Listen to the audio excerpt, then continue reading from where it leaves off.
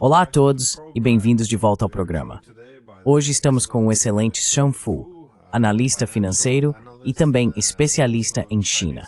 Então seja bem-vindo de volta ao programa. Oi, obrigado, Glenn. É ótimo estar aqui. Então, Trump parece acreditar que os estadunidenses chegaram ao fim da linha aqui, com a desindustrialização do país, a perda da dominância tecnológica e, claro, caminhando para a falência. Portanto, os problemas são reais. A solução pode não ser. E, claro, a incapacidade de competir com a China também está alimentando o pânico. Então você tem o Dia da Libertação. Acho que agora há tarifas de 30% sobre a China. Ele propôs tarifas de 50% sobre a União Europeia. A única parte do mundo pela qual ele parece ter mais aversão do que pela China, e cerca de 25% sobre o Japão. Então acho que minha pergunta seria, do seu ponto de vista, para que os países ao redor do mundo precisam do dólar, que acumularam ao longo dessas décadas, se os Estados Unidos, ao que parece, não estão mais abertos para negócios? O que você espera que aconteça com o dólar, como vimos nas últimas semanas? Mas também, para onde estamos caminhando agora?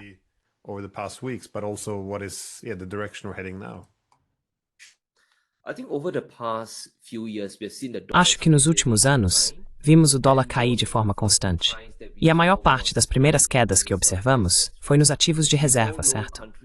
Todos sabemos que países ao redor do mundo, incluindo investidores e até mesmo bancos, todo o dinheiro que eles ganham, seu superávit comercial das exportações, eles reciclam em ativos dos Estados Unidos, certo? Antes, era moda comprar muitos títulos do Tesouro dos Estados Unidos, comprar muitos bonds americanos, mas desde o ano, acho que foi em 2017 ou 2018, isso realmente diminuiu. Caiu de cerca de 45% do total dos ativos dos bancos centrais para agora ficar entre 20% e 25%. E isso é uma grande queda. Agora, daqui para frente, depois de certo ponto, os países decidiram que a inflação dos Estados Unidos, a inflação real, nunca iria acompanhar os rendimentos dos títulos.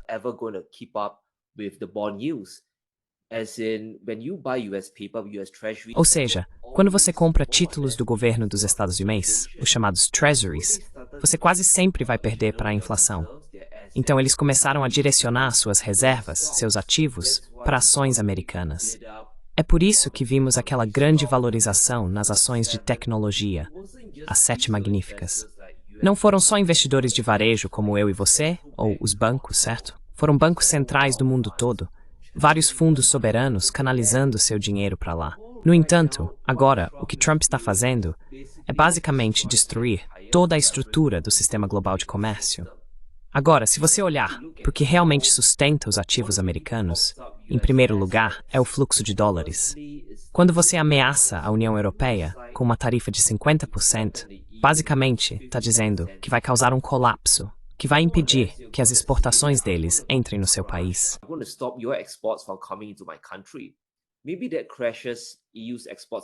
Talvez isso reduza as exportações da UOPA em 10% a 50%, algo nessa faixa. Mas o fato ainda permanece. O fluxo de dólares para a Europa, para a China, para o resto do mundo, eventualmente vai cair. E quando você tem menos dólares, pode-se argumentar que é preciso investir em outros mercados, certo? Se você está negociando com a China, se a Europa está negociando com a China, por exemplo, a China paga em euros, ou a Europa paga usando o RMB para produtos chineses, praticamente não há mais necessidade de ativos em dólares. Então esses países simplesmente reciclam isso de volta para seus próprios mercados. Essa é a grande questão que eu acho que o Trump realmente não entende. Como ele está destruindo toda a estrutura do dólar americano e dos ativos dos Estados Unidos ao mesmo tempo.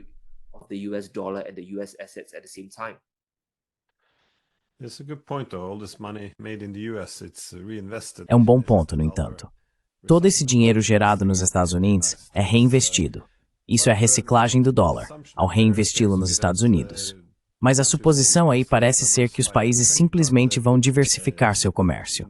Porém, na Europa, há uma preocupação de que com todos os antigos produtos chineses não indo mais para os Estados Unidos, eles possam ir em excesso para a Europa e superar a indústria europeia. Então, agora há discussões sobre talvez também seguir a abordagem dos Estados Unidos, ou seja, também impor tarifas sobre produtos chineses. that is also putting tariffs on Chinese goods. Is this a real possibility? Isso é uma possibilidade real, de que as tarifas possam realmente começar a se espalhar, e a guerra comercial, que inicialmente era entre Estados Unidos e China, também possa se tornar Europa-China. Gostaria apenas de acrescentar que não acho que isso seja uma ideia muito boa, de fato. Se os Estados Unidos estão se tornando um parceiro comercial menos confiável, fechando-se para os negócios, certamente acho que diversificar as parcerias econômicas buscando a China seria uma boa ideia. Mas parece que parte disso vai contra o que a lógica indicaria.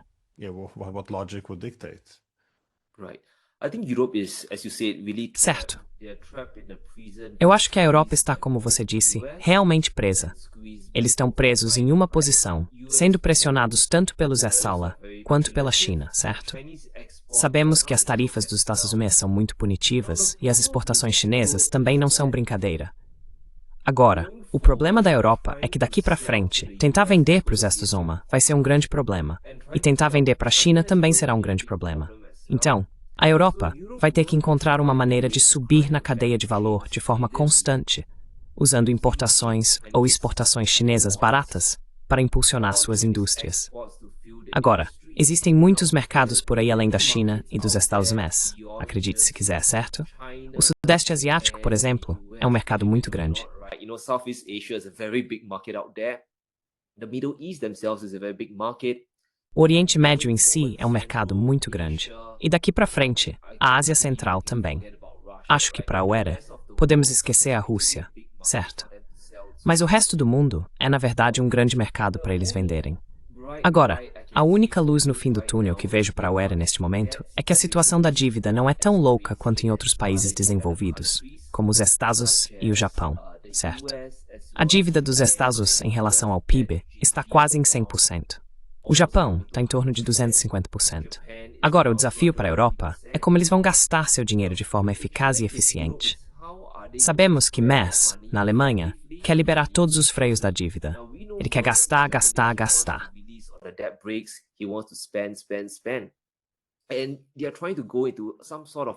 E eles estão tentando adotar uma espécie de keynesianismo militar estranho, certo? Eles estão tentando fortalecer o complexo militar industrial para impulsionar o crescimento do PIB e direcionar o dinheiro para lá. Agora, eu acho que essa não é realmente a forma mais adequada de fazer as coisas. Mas se eles realmente querem desenvolver a própria economia, acho que precisam aceitar uma situação meio estranha em que é necessário gastar mais. Desculpe, não austeridade, mas sim uma expansão fiscal. Mas precisam gastar mais e precisam gastar da maneira certa. Um exemplo disso é adquirir painéis solares chineses baratos, em vez de comprar a energia cara dos americanos, certo?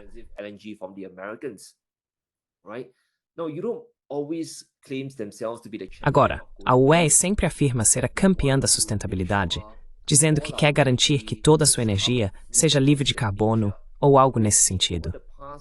Mas vimos nos últimos 3 a 4 anos algumas coisas estranhas acontecendo na Alemanha também. Eles fecharam todas as usinas nucleares. Acredito que nenhum reator esteja operando hoje.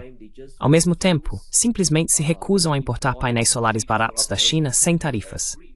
Então, acho que a Europa realmente precisa se organizar.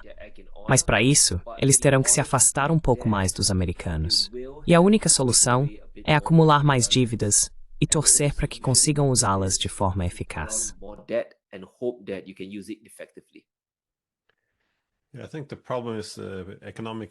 Acho que o problema é a irracionalidade econômica. Isso deriva da política, porque dizem que não se deve comprar energia barata e confiável da Rússia. Além disso, a dependência excessiva da China é vista como um problema. A ideia é que teremos um conflito no futuro, então é melhor cortar nossa dependência agora. Enquanto isso, há a percepção de que existe uma vantagem política em tornar a Europa mais dependente dos Estados Unidos. Como dizem os americanos, se você quer que sejamos seus amigos, tem que comprar nossa energia.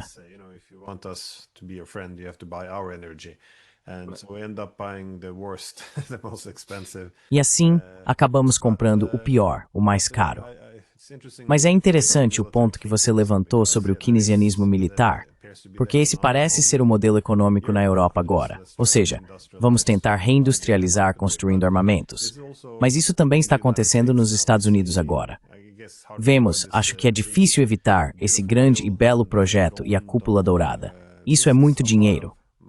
Novamente, isso oferece empregos para construir tudo isso, mas são os tipos certos de empregos. E quanto de dívida isso vai adicionar aos Estados Unidos?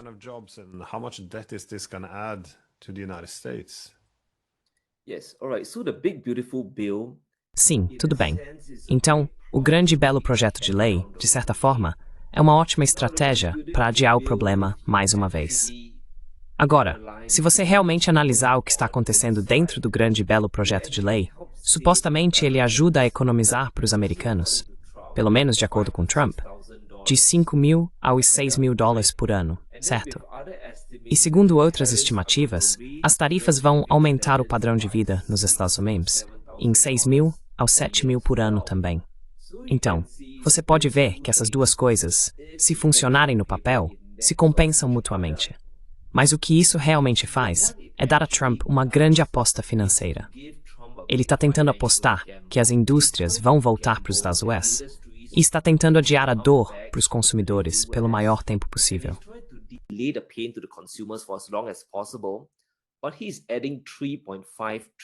Mas ele está adicionando 3,5 trilhões de dólares à dívida nacional.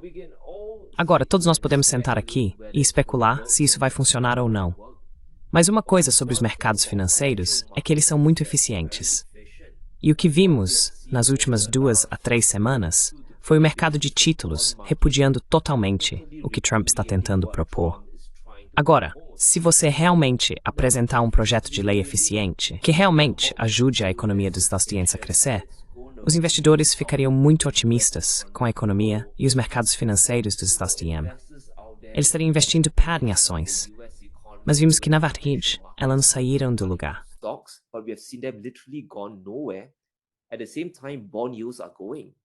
Ao mesmo tempo, os rendimentos dos títulos estão subindo, o que significa que os valores dos títulos estão despencando.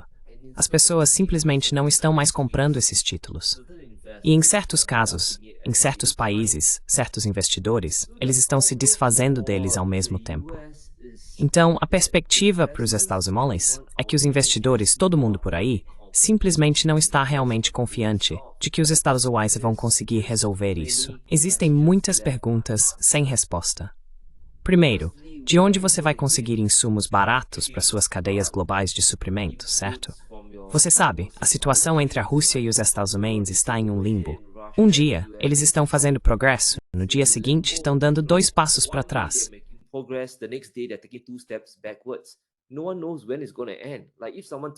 Ninguém sabe quando isso vai acabar.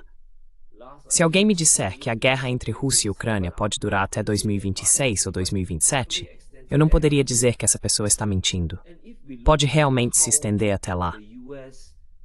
E se olharmos para como os Estados Unidos impuseram tarifas ao mundo, de 10% a 30% sobre o fornecimento do resto do mundo, incluindo a China, tudo vai ficar mais caro. Então eu diria que esse projeto de lei é uma ponte para lugar nenhum. Ele realmente não realiza nada, exceto dar ao Trump 2, 3 ou 4 anos de desculpas para dizer que sim, vamos mudar toda a economia dos Estados Unidos.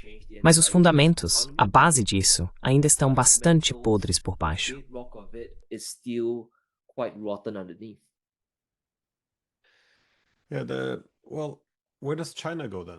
Bem, e para onde a China vai então? Porque, bom, eu sei que existem muitos outros mercados ao redor do mundo, você mencionou os países da ASEAN, mas ainda assim é uma mudança enorme que precisa ser feita em relação aos países ocidentais. Ou seja, os Estados Unidos aparentemente não estão mais tão abertos para negócios como no passado, enquanto a Europa está mais em declínio econômico, ou pelo menos em estagnação. Há muita instabilidade política. A Europa está em guerra e, do ponto de vista de Pequim, parece mais instável e menos confiável. Então, quais são as prioridades da China no momento? Quais mercados ela, digamos, mais confia ou busca desenvolver?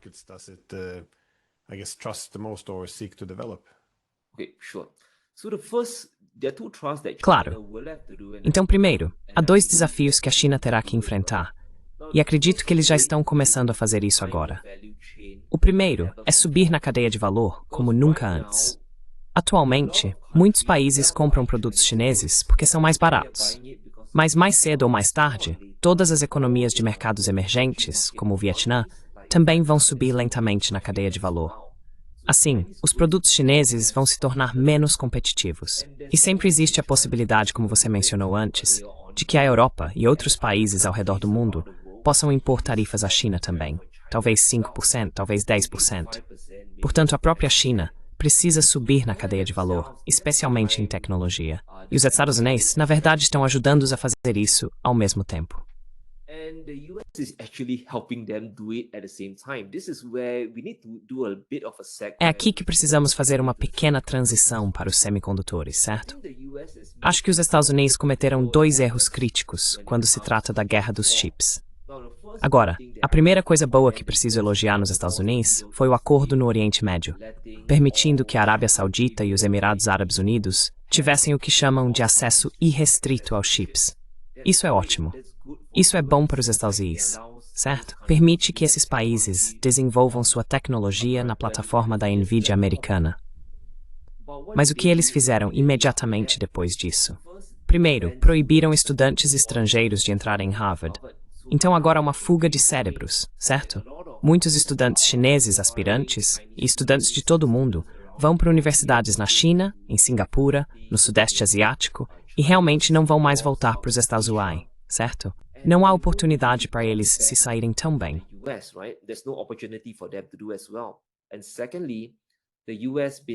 E em segundo lugar, os Estados Unidos basicamente disseram ao mundo que se você ousar comprar chips da Huawei, sempre existe a possibilidade de ser sancionado ou punido, seja por meio de tarifas secundárias ou sendo excluído do sistema do dólar. Não temos ideia neste momento. Então tudo isso realmente serve como um impulso para a China aproveitar e construir toda a sua base de semicondutores. E enquanto eles continuarem subindo na cadeia de valor, não acho que haverá muitos problemas para exportar para o resto do mundo, certo? Então, mesmo que outros países imponham tarifas à China, acredito que eles ainda têm um caminho muito forte nos próximos 5 a 15 anos para realmente dominar esse setor de semicondutores.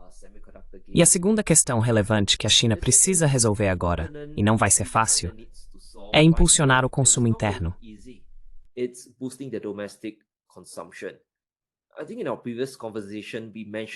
Acho que na nossa conversa anterior, mencionamos como a China, o povo chinês, tem vivido abaixo de suas possibilidades nos últimos 5, 15, 20 anos, na verdade.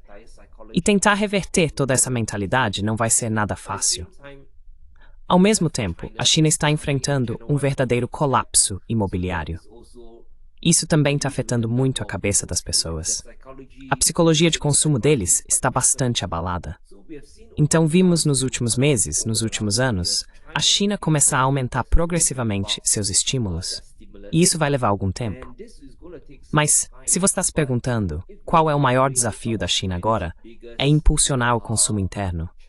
Acho que eles já entenderam mais ou menos o jogo das exportações globais.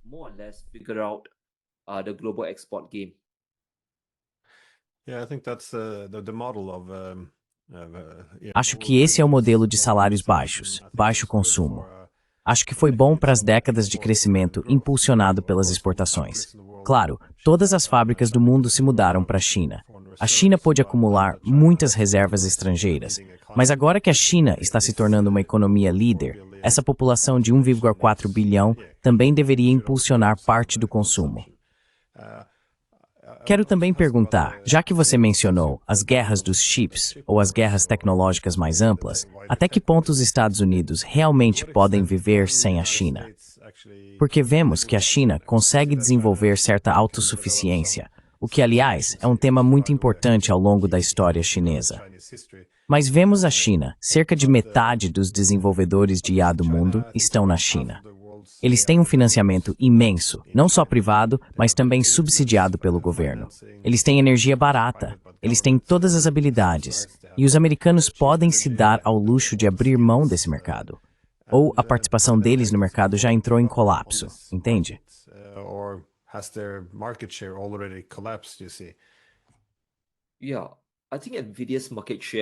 Sim, eu acho que a participação de mercado da Nvidia na China, apenas 5 anos antes do governo Biden, era em torno de 90 ou 95%. Agora caiu para menos de 50%. E se toda essa situação persistir, podemos esperar que caia para 5% nos próximos 10 anos. Então, respondendo à sua pergunta, se os Estados Unidos podem existir sem a China, se o ecossistema tecnológico dos Estados pode existir sem a China, bem, eu diria que se eles realmente quiserem viver em uma bolha, sim, eles podem fazer isso pelos próximos 10 ou até 20 anos. Eles possivelmente conseguirão, se conseguirem fazer, com que todo o Oriente Médio, todo o hemisfério ocidental, todo o grupo do G7, o Clube Ocidental, comprem exclusivamente chips dos Estados Unidos. Eles conseguirão sobreviver por um tempo.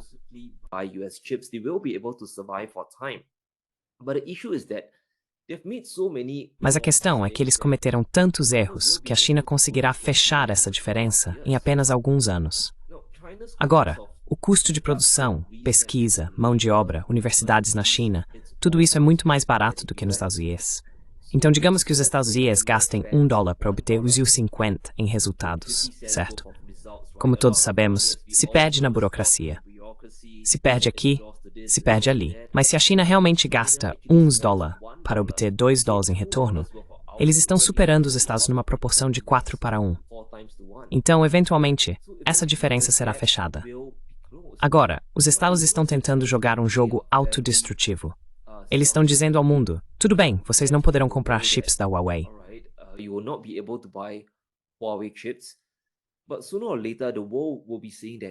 Mas, mais cedo ou mais tarde, o mundo vai começar a perguntar, por que estamos comprando chips americanos por 4 ou 5 vezes o preço, quando a China lança algo talvez 20% ou 30% menos eficiente, mas com um preço 4 vezes menor?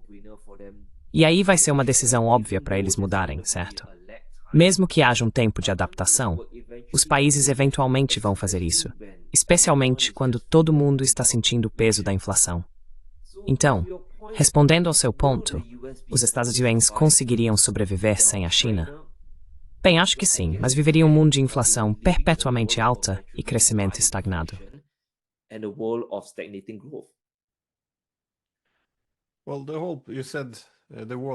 Bem, você disse que os Estados Unidos poderiam convencer alguns de seus parceiros a cortar relações com a China. Acho que, pelo menos, os europeus poderiam, até certo ponto, ser convencidos devido à enorme dependência de segurança, que agora é ainda mais importante. Mas essa ideia de recuar para esses blocos geoeconômicos mais amplos que não comercializariam com a China, indo contra interesses econômicos, mas por lealdades políticas, isso poderia ter uma estratégia. Porém, se os Estados Unidos tivessem simplesmente dito, sabe, o nosso foco principal agora é afundar a China. Então vamos tentar conquistar a lealdade de todos os nossos aliados e parar de negociar com os chineses. Todo mundo sofre um pouco, mas de certa forma preservamos a ordem liderada pelos Estados Unidos, da qual os dependentes de segurança precisam. Isso poderia ter funcionado, mas não foi o que os americanos fizeram.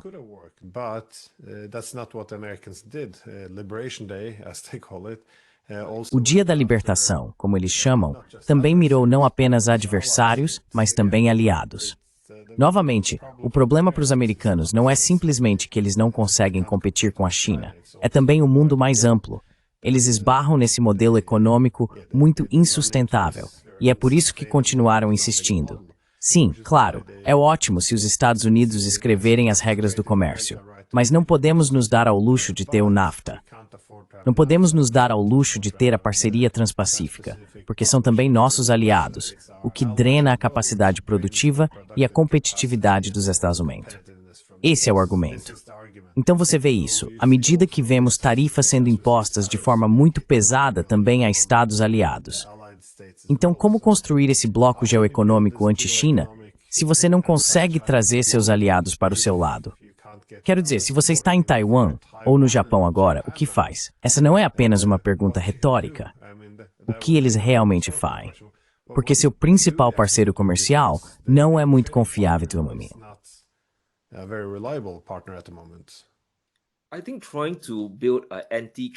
Acho que tentar construir um bloco anti-China, ou o que Besson chama de Fortaleza América, neste momento vai ser quase impossível. existem muitas dependências em relação à China. E no final das contas, para lutar contra a China, Washington não está realmente preocupado com o friendshoring. Isso é algo que eu disse há 2 ou 3 anos, quando Janet Yellen inventou aquele termo ridículo, friendshoring. Mas os Estados Unidos estão mais interessados em reshoring. Então, se o restante dos aliados americanos decidir seguir esse caminho de conter a China, eventualmente grande parte da capacidade produtiva deles, da produção, será transferida para os Estados Unidos. Agora, isso é absolutamente ótimo para os é certo. Quero dizer, não se engane quanto a isso.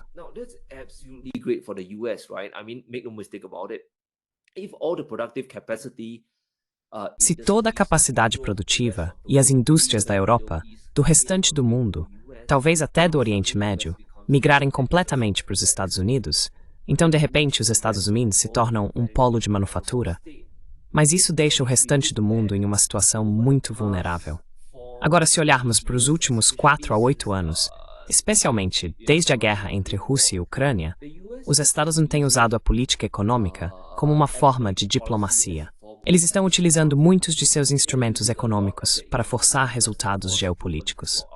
Portanto, podemos facilmente imaginar uma situação no futuro em que os Estados Unidos, como centro manufatureiro do mundo, possam impor controles de exportação a outros países, até mesmo a seus aliados, caso eles não ajam conforme os interesses dos Estados Unidos em qualquer questão daqui a 10 ou 20 anos.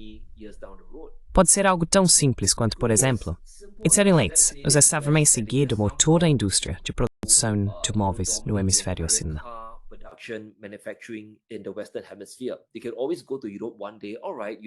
Eles sempre podem ir para a Europa um dia e dizer, tudo bem, vocês não querem nos ouvir? Vamos aumentar os preços dos carros para vocês. E se a Europa não tiver sua própria indústria automobilística, ou se tarifarem a China até o limite, 1000%, agora eles ficam presos tendo que ouvir os americanos. Então, se eles não seguirem os Estados Unidos em determinada política, agora precisam comprar carros da Ford pagando um prêmio de 30% em relação aos consumidores americanos. Então eles ficam sem saída. Acho que vamos ficar para sempre nesse estranho limbo em que a Europa e o resto dos aliados são jogados de um lado para o outro, como em um grande redemoinho, uma grande tempestade de vento, em direção aos Estados Unidos, de volta para a China, de volta para os Estados e de volta para a China, até que realmente consigam fortalecer suas próprias economias e se tornem autossuficientes. Do jeito que está agora, eles só estão sendo empurrados de um lado para o outro.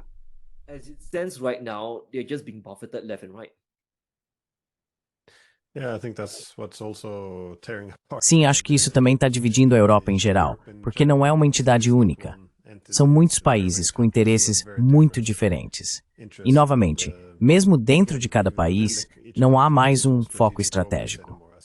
Como você disse, será que você diversifica para se proteger contra o declínio e imagina o crescente desinteresse dos Estados Unidos? Ou tenta comprar mais da América e se isola do resto do mundo para mostrar lealdade e esperar conquistar o apoio e o interesse dos americanos? Então, no momento, cada um está indo para um lado diferente. Ninguém está desenvolvendo autonomia estratégica ou soberania tecnológica.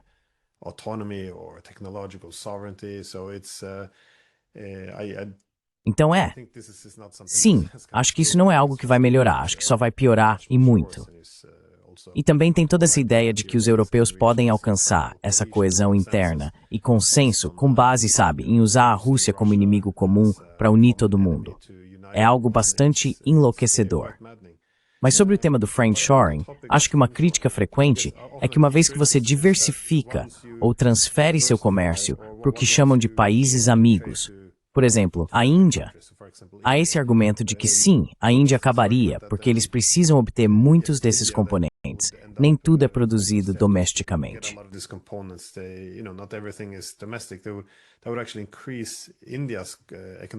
Isso, na verdade, aumentaria a cooperação econômica da Índia com a China.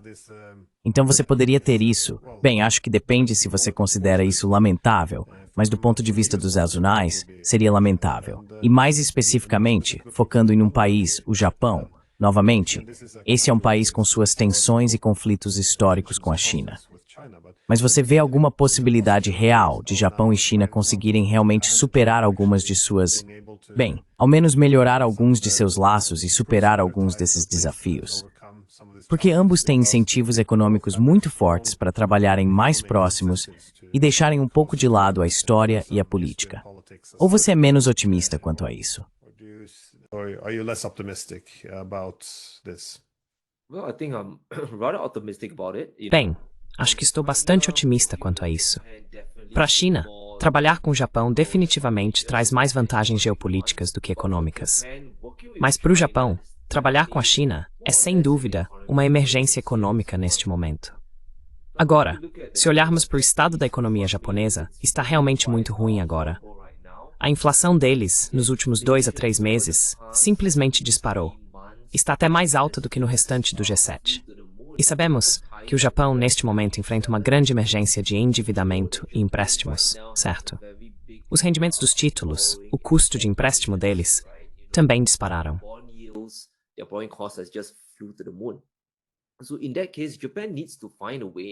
Nesse caso, o Japão precisa encontrar uma maneira, talvez, de trabalhar com a China para chegar a um acordo em que possam produzir bens, talvez projetados no Japão e fabricados na China.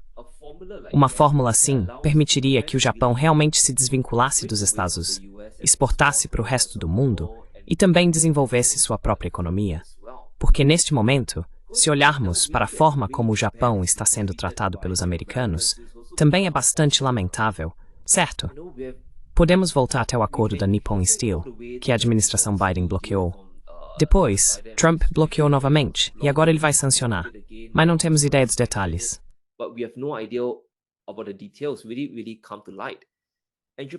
Será que isso realmente vai vir à tona? E a indústria automobilística japonesa ainda está exposta aos americanos também. Se não me engano, 20% ou 30% de toda a produção de empresas como Toyota e Honda, suas exportações, vai para os Estados Unidos. E sabemos, sem sombra de dúvida, que Trump quer trazer de volta a fabricação de automóveis para os Estados Unidos. Se ele puder, quer que todo carro comprado por americanos seja fabricado em uma fábrica americana. Então, o Japão está bastante encrencado nesse aspecto. Por isso, acho que o Japão realmente precisa encontrar uma forma de dialogar com a China. E há muitas maneiras de fazer isso, certo? Porque nesse momento, a China ainda está atrás no jogo dos semicondutores.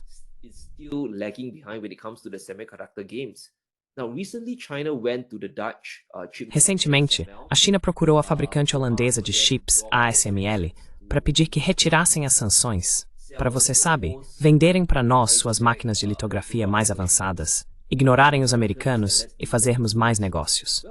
Bem, o Japão também tem a Tokyo Electron, certo? Não está no mesmo nível da ASML, mas pode realmente ajudar os chineses a alcançar o próximo patamar na fabricação de chips.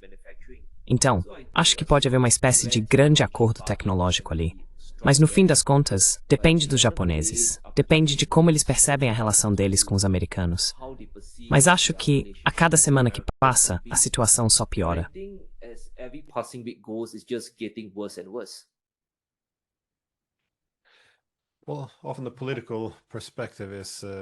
Bem, muitas vezes a perspectiva política é que se um hegemon viesse a declinar ou abandonar sua posição hegemônica, ele não precisaria mais desses sistemas de alianças, que dependem da perpetuação de conflitos entre estados vizinhos. Então, eu não sei. Costumo ser um pouco esperançoso de que algo positivo possa surgir desse terrível desastre econômico para o qual estamos caminhando. De qualquer forma, Sean Fu, você tem um excelente canal no YouTube. Eu definitivamente acesso todos os dias para obter boas análises sobre a China, os Estados Unidos e a economia global. Sean Fu, seu nome no YouTube é, se não me engano, Sean Fu Gold. Existe algum outro lugar onde as pessoas possam te encontrar?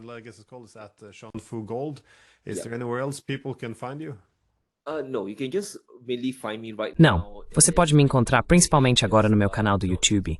É só procurar por youtube.com/SeanFuGold, SeanFuGold. E lá você vai me ouvir falando principalmente sobre economia, mercado de títulos, ações, ouro, e como todo o panorama macro geopolítico se encaixa nessa história. Na verdade, eu gostaria de tê-lo de volta um dia para falar sobre ouro, porque esse é um interesse em comum, eu acho. Então, mais uma vez, obrigado pelo seu tempo. Thanks again for your time. Awesome. Incrível. Provas. Excelente, obrigado.